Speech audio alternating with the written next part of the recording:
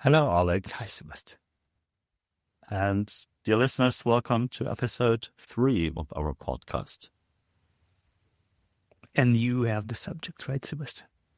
Yes, I have the subject. Many of you have been following the conflict in the Near East, and especially Iran.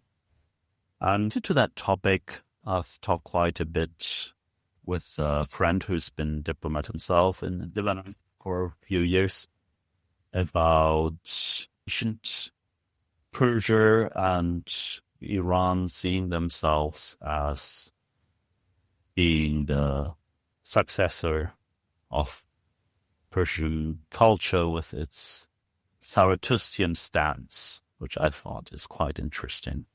To experiment, Zarathustra also made quite an impression on Nietzsche, for example, with also kind of a spiritual stance around truth and taking actions more seriously than words. That's to understand the whole situation better in the Near East, Israel's impact, the motivations of the US attacking Iran, what's happening in Iran itself, what the revolution is about, or what kind of spirit it brings.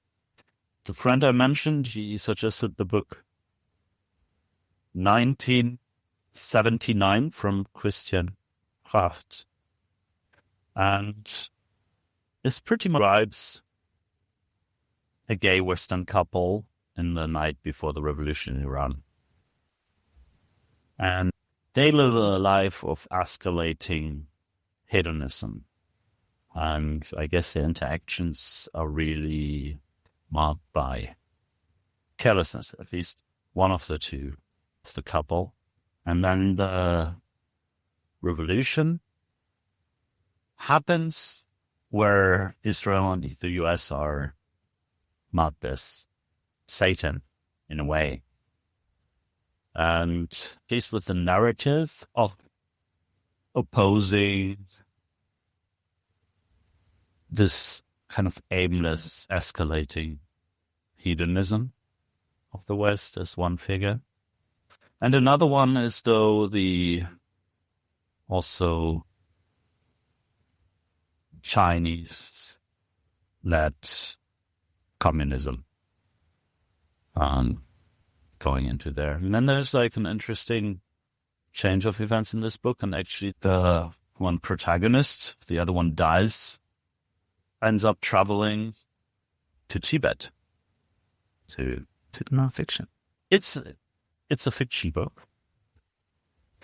And then, while being there, he gets imprisoned by Chinese soldiers and brought to a re-education camp with the other Tibetans, and then to a labor working camp, describing in disgusting and brutal detail this authoritarianism. But interestingly enough, the protagonist always has empathy for the soldiers, or sees the predators in a way in the setting. So it's empathy for their situation. So, for example, them getting punished if they don't follow their orders. But also wants to be a good prisoner. Wants to be even hypermoral in this world of unmorality. Even when he's almost dying, offers his blood. There are those self-criticism sessions, which are pretty much you have to answer a certain way, and otherwise you're getting beaten up. Disciplining sessions. And he offers to voluntarily go there. And he wants to follow the rules, or says he submits to the rules and wants to be a prisoner. That's an outline of the book. And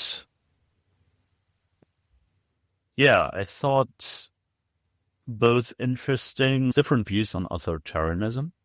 There's an underlying critique of West as being lost and arrogant with carelessness portray. But then, of course, also the Cultural Revolution as the crazy and connectors to the Chinese form of authoritarianism. And I thought that's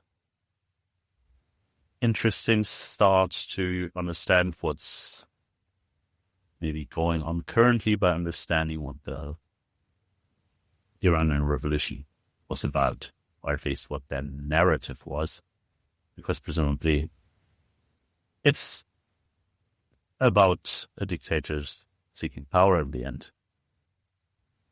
But there's always an underlying narrative or sentiment like these revolutions usually build up, right? Otherwise they wouldn't get enough support. Yeah. Do you have any thoughts about the topic? Maybe before I ask you. I pretty much try to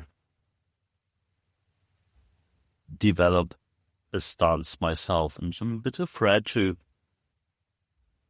by getting so much information in the Huxleyan sense, just give up having any stance at all. By being dumped with so much information from all sides, you have that neutral stance where they're like clear aggressors. So on one side, you can of course talk about what's happening with Israel and for how far they have imperialistic invasions right now. Then it's sad that they, for example, created Hamas, or they created those problems to just have a reason. How far is that true? And if it was true, how would we maybe from a freedom, autonomy perspective best judge what's going on there? The US, of course, in a very simple way, people say, oh, it's all about the oil. Seems to be a bit short-sighted, especially because the war has extreme costs. And first, I would say it's presumably really more about bad actors like China and their connection to Iran, as they have obviously had to Venezuela, North Korea, Russia. Then there's a bad regime that kills their people. What should be a stance, or what is the pro and cons of different stance towards interfering? And when to interfere, right? My stance still to understand the dictatorship as a theocracy. Presumably with all the propaganda that happened, there's no followers, as you had to with Mao Zedong. At the same time, it's hard for me to get a good grasp of the sentiment, or if there's anything like this, real alternative life conception that opposes Israel and the US. What's the first ideas that come to your mind about this? Or how would you approach these questions, or sorting through the information that we get via news about what's happening? It's not a simple thing, right? Or I know that I hold different opinions at the same time, meaning that I have a bias. And there's a difference between having a bias and having a bias and being aware of a bias. So obviously, you can say that there is an axis of Russia, Iran, and then China. And Iranian technology is bombing and killing Ukrainians. So I'm on a certain side of this conflict, even though kind of geographically it's in a different place. So I'm rooting for people killing the enemies of my enemies. Yeah. Yeah. But also I know that's my bias. And when I do have a bias, it's very easy to have a reflexive opinion. Like, these people are bad, therefore it's okay to kill them. But I do believe that's okay to kill them. But also, no, I know that that's my bias. And probably it's very easy for me to, hold this point of view. And for example, I think if someone would kill Hitler, Stalin, Mao, or Pol Pot, I would totally congratulate him for that. Yeah, it would definitely be worth it. But at the same time, I know that I'm a pacifist. And it seems like a contradiction that's very difficult to reconcile. But like I believe in both. And but what does pacifist mean? Because pacifist means you never use any violence against anyone. And this is at least something that would presumably lead to a very non-pacifist state. Yeah, one with not a lot of peace. One thing is like how self-defense is definitely a valid use of violence. Can what is happening be construed as self-defense? Obviously, Iranian regime is horrible, and it has been doing a lot of horrible things for many years to Iranian people, and this is kind of very familiar, like for someone who was born in the Soviet Union, like myself, like the horrible people creating regime which at the same time on a certain kind of temporal scale is also sustainable. So obviously it means that not everyone against it. So there are people who are part of the Revolutionary Guards, there are people who serve them, there are their families. So it's not like 100% of population against this regime. And at certain point, they were capable of having this kind of equilibrium in the system. And whenever something like protests happen, they kill thousands of people. So that's a horrible thing. And what's weird for me is that when people who in some way are, let's say, they portray themselves anti-militaristic or anti-imperialistic, when they start to basically defend this horrible and heinous authoritarian regime, that becomes weird. Probably you've seen a lot of those stories where Iranian women are thanking white liberal Western women for explaining them how they are tortured and ignoring their rights is not a bad thing, which is like totally, yes, absolutely weird. More than weird, it's scaringly off-putting, right? It's enabling violence and oppression. Yeah. The very thing they pretend to fight against. Yeah. But it's interesting that the libertarian thought is very influenced by everything happening in the US and people from the US.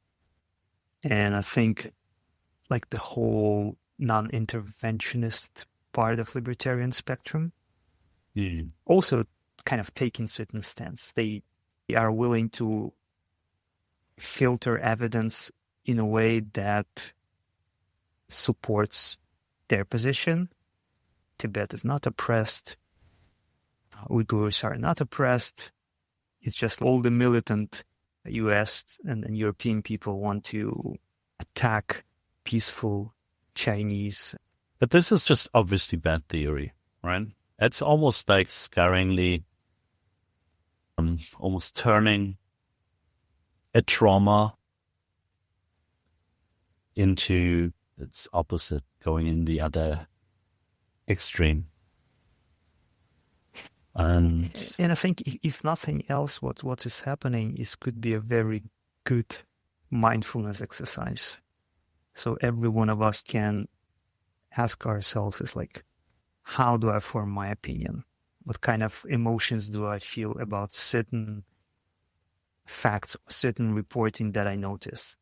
And the other way around, like what's happening with us when we are exposed to the opinion that is different from ours?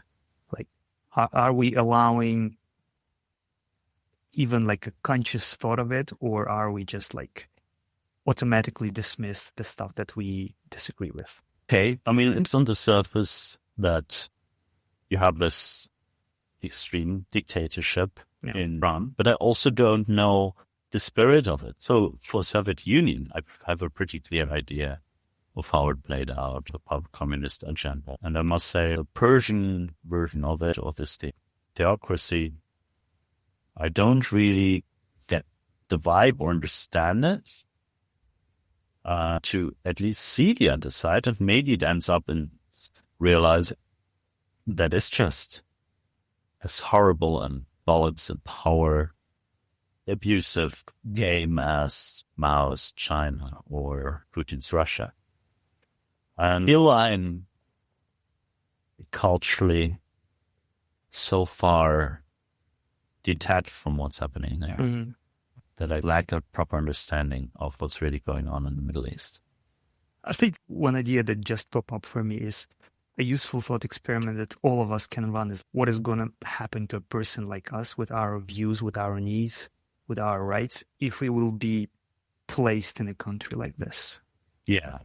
That's obviously an exercise that we can try with different countries, with China, with Israel, or with Gaza, or West Bank, with Ukraine and Russia, with Europe, with US. And it's interesting because, you take, for example, Russian propaganda. They are all very anti-West, but all of their children, all of their property is in the West, in the Western world. Yeah. And the money. That's kind of the actions showing certain preferences and certain that's true inconsistency. For China too. Yes. Yeah. The Chinese party leaders often send their children to Western universities to study. Yeah. Also, on the other hand, I did this thought experiment with the US. Besides sizing or being critical of what's going on here or how it plays out, imagining there was no place like the US in the world. And there was powers like Russia and China rising. And maybe it's because of the narrative that's so deeply ingrained in me and I've been brought up with. That's of course possible, and it's important to check for those biases. But I would, if the US wasn't there, the situation of China and Iran, I would be much more scared of the world. Look, in a way, if the world would burn, right, if there are really bad actors appearing, who would say that? In a way, Russia. Yeah. Germany, no way. I would even be more scared of Germany rising in a way.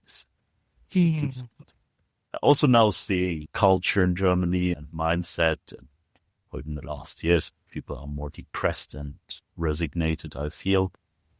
And there's always a certain, cringeness to German politics who I feel don't want to have. And despite all the corruption, everything that's going on in the US, and over-regulation, and of course, those internal cultural wars, I feel still there could be like a force opposing bad actors with a force of freedom in the current world, or a place when things burn in the world where you could go to and still somewhat live freely.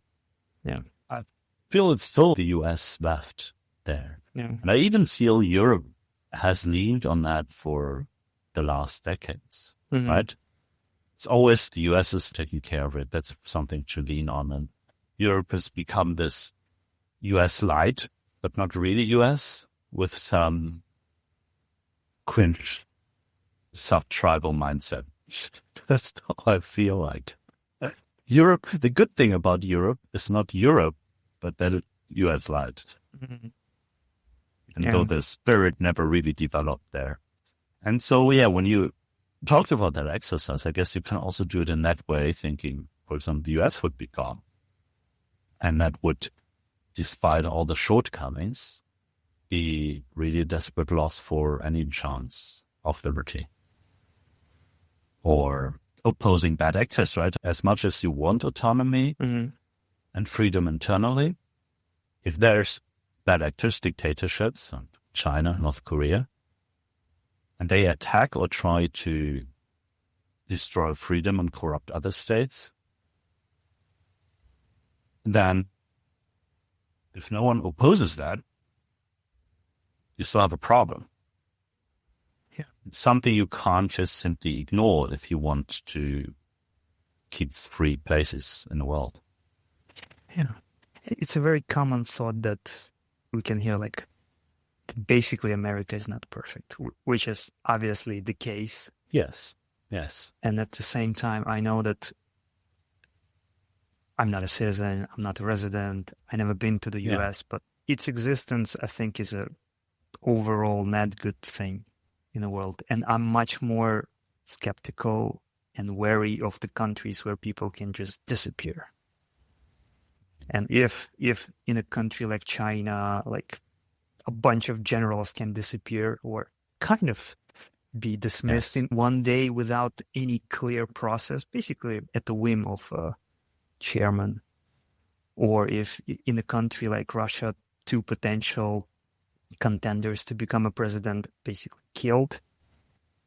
Well, I'm not sure how you can portray those kind of countries as, moral authorities in the world that, kind of lead direction for the global south or whatever you call it. You just have to look at the action level, right? Words can be dangerously perceptive, especially when people play power games. And trying to cut out the words and just for once just look at the actions. When someone tells you they love you, it's better not to just listen to the words, but see what they do, right? Yeah. How they act. It's like you mentioned this thing about hedonism.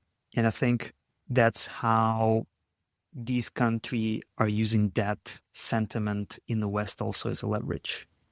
Almost to turn people who are more left-leaning, who are against consumerism, hedonism, who feel that there are problems in the West, which rightfully there are problems in the West, but basically they use this kind of exported propaganda in order to turn Western civilization upon itself. It's, of course, a bit of a dishonest approach, obviously, because first, hedonism is not something that's just in the West. It happens everywhere. It is just a certain form of life or focus. Yeah. And is more wealthy and affluent. That's basically Western population can afford hedonism. Of course, people were hedonistic, and it's something that's presumably more lived or most lived in leftist circles, by the way. It's like interesting that the criticism comes from there. It's, of course, living just hedonism comes with being lost or not having any deeper meaning, you could say, right? And if you have freedom, especially in the US, if you allow people to make their life choices, you, of course, will see everything in a way. The more freedom you have, the greater life concepts and opportunities you have on one side, but also the more failed life choices you see at the end. It's pretty much this allowing for volatility, people to take risks if you don't press them in one format or prevent them from making more risky or uncommon choices, then you have a bigger spectrum of choices always. And I guess that would happen everywhere around the world where you allow freedom. And so you can always find in more free states bad examples. And I'm not sure about Iran, but in China and in Russia, definitely the elite is not modestly living monks. But I'm guessing that's the case as well, even with clerics. Yeah, Iran. Yes. Something you can do again if you don't listen at the words, but travel to the countries. If you judge for yourself, which country are people seem to act most daring, right? In which countries are people most authentic? In which countries do people actually care more about others and their actions as maybe criticized when the West is criticized here? And despite always finding like good exceptions, I must say, for example, the US does way better than if you go to China. And it is interesting to see that those who criticize the other side for apparently being cold capitalists, actually have the worst of both worlds. Right?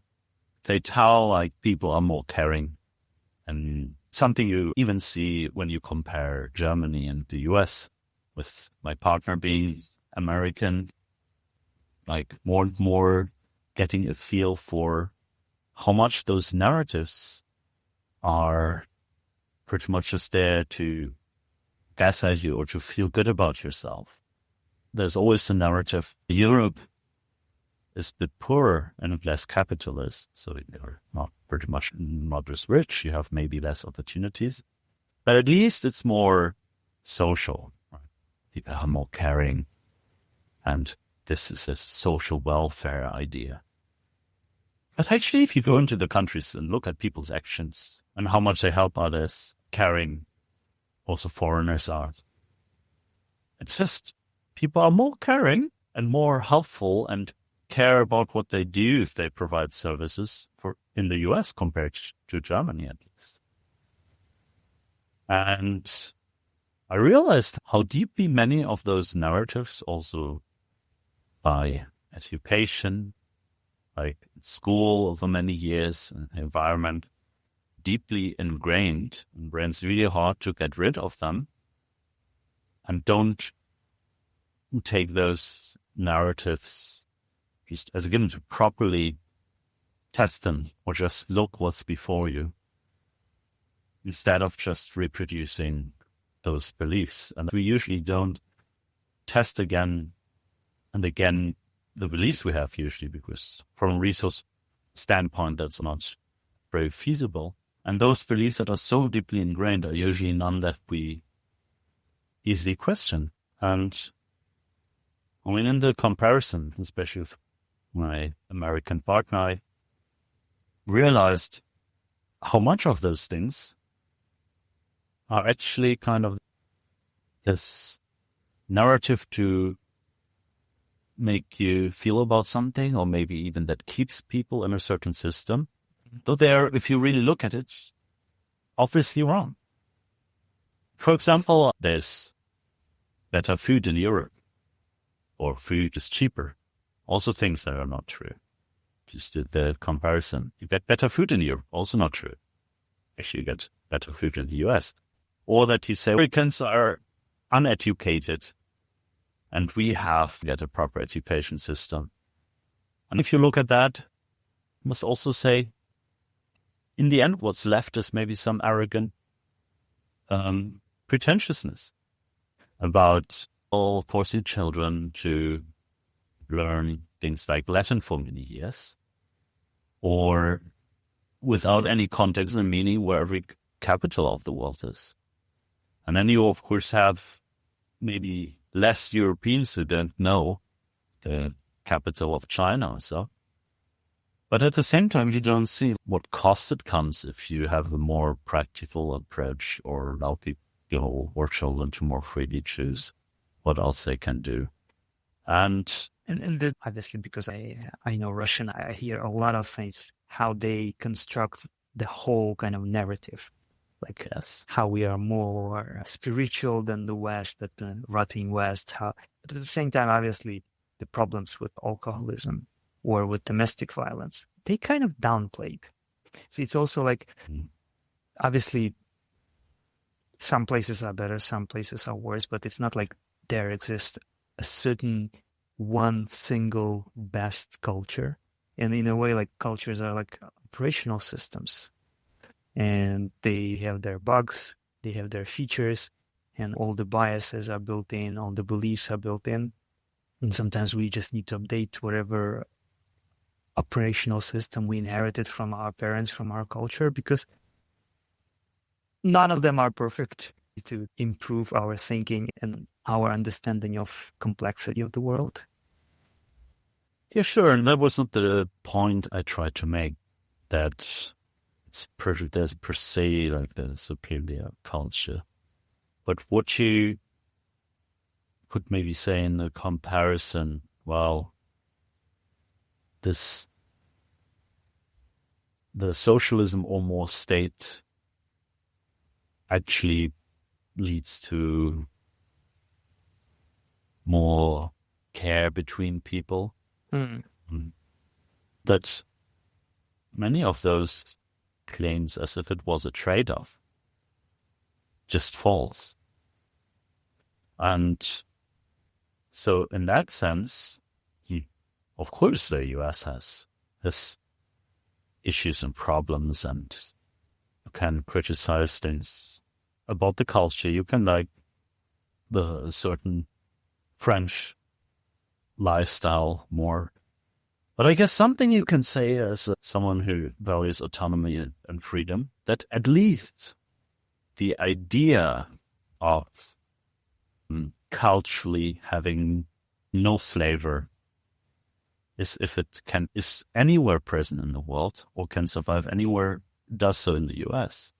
I feel so in Europe, you always have this, well, French is a certain way, right? We have a certain flavor. We are, of course, for favor or freedom, and we have this US light version. But in the end, like, being French is sold you as having a certain flavor. And I feel that is very anti-freedom and anti-self-autonomy. That you're born in a culture that doesn't try to help you become a sovereign individual, but that tries to press you in a certain tradition and heritage and in a culture with a certain flavor. And I feel that's something that happens way more in Europe, presumably even way more in other parts of the world. But as Europe, for example, compared to the US. And of course, in the US, you don't completely get rid of that. And it's like imperfect approaches. But as a whole, I guess you have this cultural idea of, well, you try out what you... I think there was something you mentioned I wanted to return to. Is this feeling when there is so much information and so much of it is contradictory. I think there is almost this natural desire just to like, fuck it. I'm not interested in it. It's too complicated. There's no... That's Huxley, right? Pretty much Huxley with the idea, oh, well, you don't need people actually banning books, but you just need to have people been worn out to not see truth anymore or... And I think that... fight. In a way, all options in a situation like this, there are like obvious simplified interpretations. One is like there is a proud and gracious revolutionaries who've been bombed and killed by imperialists. Another thing is like there are ruthless dictators who are oppressing their population, who have been thrown away by good actors. And the third option is, I don't care. It's too far. Whatever. Just leave me alone. And I think if we took any of them too rigidly, all of them are too simplistic. What would be your advice to best navigate such over-information and over-propaganda from all sides? Because I guess it's very dangerous to just say, well, I don't care. Yeah. As an extreme example, you can always use Nazi Germany for that, right? Yeah. Imagine you've been in a situation and now we think we have a clear stance, but you hear propaganda from all sides and you're like, oh, I don't know what's going on there. That's really true. That's a good thing. I don't know what the Jews did. That's, of course, an extreme example, but it illustrates how not the best path to put one's head in sand. Well, I think, and probably, I'm not sure how helpful my thinking on that is, but I think that an important guideline is to understand that when we are having what I'm calling a closure, so kind of everything is clear. The issue is closed, we know what it is. And all of three those options basically giving a way for a closure. In a situation like this, closure is very dangerous. So when we become certain that we know everything, then we become basically like a victim of simplistic thinking, and then we leave out important stuff. So probably all of us will have an urge to drift in any of those three directions, and that's normal. But also like understanding that just not stuck there, just like having open mindset to not just stuck there, take refuge in any of those things. But you are presumably also aware that leaving things open and not finding closure psychologically burns out or psychologically stressful. What I'm finding is that I think there is a way to deal with that. So it requires certain mental discipline. For example, multitasking is also supposedly cognitively very stressful and resourceful process. But yes, typically it's only because a certain way we engage with tasks. So basically, like, for example, when I have many things to do, I tend to pay attention to them in a certain way. And when I learn to pay attention in a different way to the same amount of tasks, I can spend less energy on that. The example I typically give to people, when you sing, you can use different amount of air. You can exhale everything at once, or you can exhale slowly and produce the same sound. So basically there is a way for you to economize the air as you exhale and as you sing. And I think that that's the same thing with cognitive load. You can do the same thing in a more economic way. Interesting. Yeah. And I guess with doing several tasks at once, for example, if you do them in a meditative way without stressing yourself or getting any of those things done, almost maybe do it like a dance, right? In the kitchen, if you imagine you're dancing, you do this a bit, you do this a bit. Yeah. Then I feel it might not burn out at all, might even be fun, right? Yeah. I mean, an example I had from my practice coaching and executive is like, he was saying, I have this backlog, this heap of tasks, which is basically like pressing on me. And in a way, that was what was happening with him. But I'm also thinking that society also has a pressure that we take a certain stance. So it's not only the cognitive load, but sometimes it's, are you with us? This kind of thing. That kind of, you need to be either in this camp or in this camp. Just decide who are you with. And this is also a pressure that we can feel in order to, choose a certain side in a conflict or in cultural wars. True, but as someone who's maybe already siding so much on autonomy, it's maybe easier to take a step back and be a half outside critic at least, to pretty much keep one's intellectual honesty, integrity. With many of those conflicts, there's not black or white, especially with doing things. But on the other hand, also in the end, it's people acting. And so at some point, you just act and you have to be fine with, there's this German saying where you use a saw, there will be sawdust.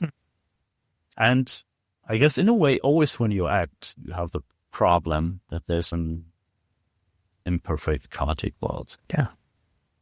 And while there's like many critical points about the US actions, if you compare what's happening on both sides, still seems to be pretty clear who I would side with. Yeah.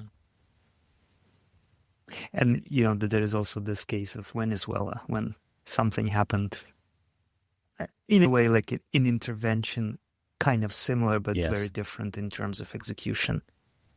And even then, like, people were having different opinions about how moral it was, or almost like, if you don't like the US that much, then the victim of US intervention supposedly should be a good person, which is obviously not the case. With just listening to opinions, I think it's often dangerous to overweighting too many, because many just come from a hatred for the US, or they can come from, I like socialism, and Venezuela is somehow socialism, so I defend them. Or that's the same people who sometimes tell me, and I'm sometimes shocked. I had that encounter on the weekend again, talking to someone who seems to be kind of a decent, nice person, and then they tell you, oh, if you're in a demonstration, it's okay to pretty much just treat cops like shit because they're not proper humans in a way. And right, for someone having such a moral stance and pretending they're morally superior, I feel their opinions might not weigh morally that much. Yeah. One heuristic I really like, I don't remember the name, but it comes from a late Byzantine philosopher, and he was saying something like, you can recognize divine by love and cheerfulness, amor and hilaritas. And I think that sometimes that's kind of an appealing thing. You know, when the people are loving and cheerful, that's typically the values that I can align with. Obviously, there are exceptions, but... Yeah, I guess that's maybe a good note to end. Maybe in accordance with that feeling into people, just be present with yourself, right? Yeah. Be in touch. Does that person seem to be good to you? If you feel something's off and you haven't been detached too much from your feelings, presumably good reason to be cautious. Or take a dog with you. They usually have a better feeling for Yeah. Great. Thanks, Alex. Thank you, all the listeners who've been with us. See you in the next episode. See you in the next episode.